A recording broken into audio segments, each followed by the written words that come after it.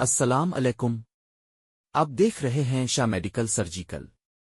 آج ہم ایک اہم طبی مسئلے پر بات کریں گے جو گردوں کی ایک بیماری ہے جسے IgA نیفروپیتھی آبگرز ڈیزیز کہا جاتا ہے۔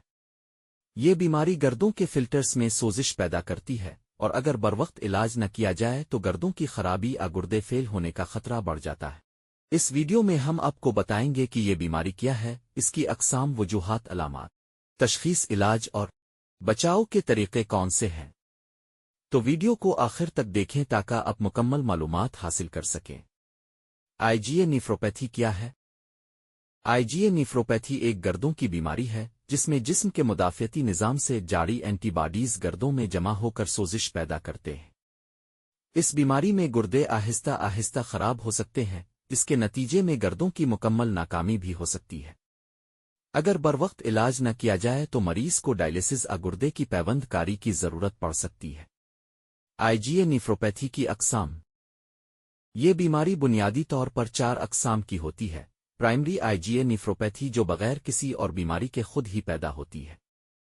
سیکنڈری IgA نیفروپیتھی جو جگر کی بیماری آٹو امیون ڈس آرڈرز کسی انفیکشن سے جاڑ ہوتی ہے۔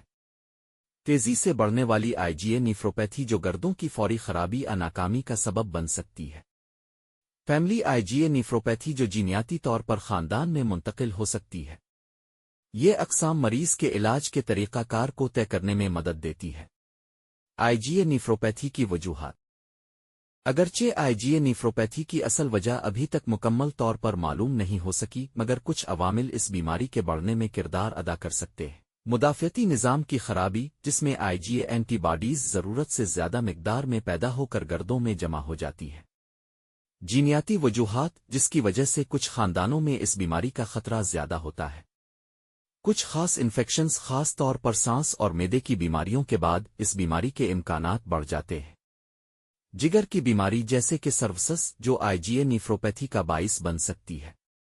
ماحولیاتی عوامل اور غذائی عادات بھی اس بیماری میں کردار ادا کر سکتے ہیں۔ IgA نیفروپیتھی کی علامات۔ یہ بیماری آہستہ آہستہ بڑھتی ہے اور شروعات میں کوئی خاص علامات ظاہر نہیں ہوتی، لیکن وقت کے ساتھ درج ذیل علامات ظاہر ہو سکتی ہے۔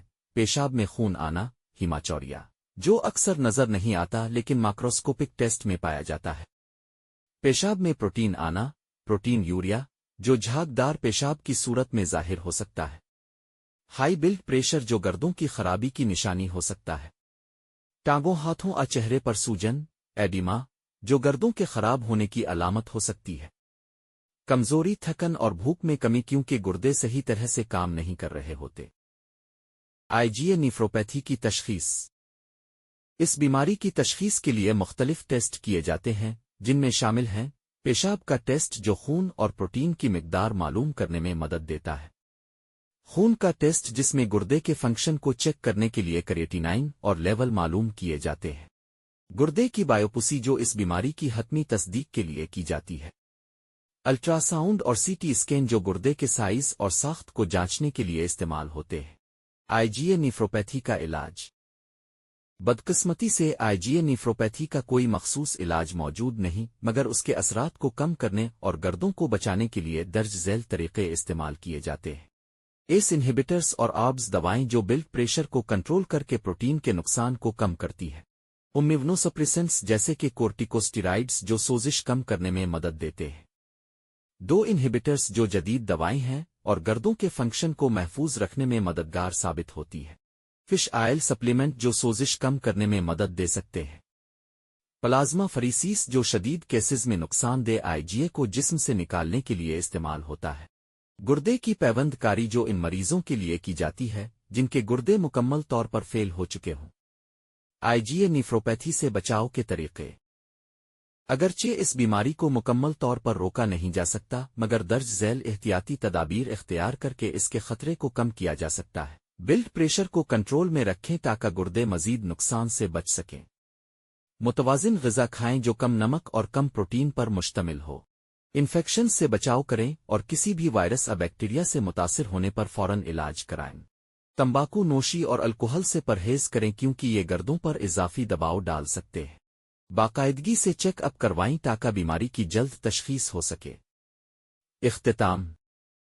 IgA نیفروپیتھی ایک سنجیدہ بیماری ہے، لیکن اگر بروقت تشخیص اور علاج کیا جائے تو گردوں کو بچایا جا سکتا ہے۔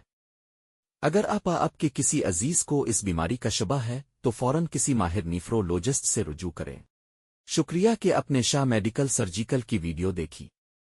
اگر آپ کو یہ معلومات مفید لگیں تو ویڈیو کو لائک، شیئر اور سبسکرائب ضرور کریں۔ اگلی ویڈیو تک اپنا اور اپنے پیاروں کا خیال رکھیں۔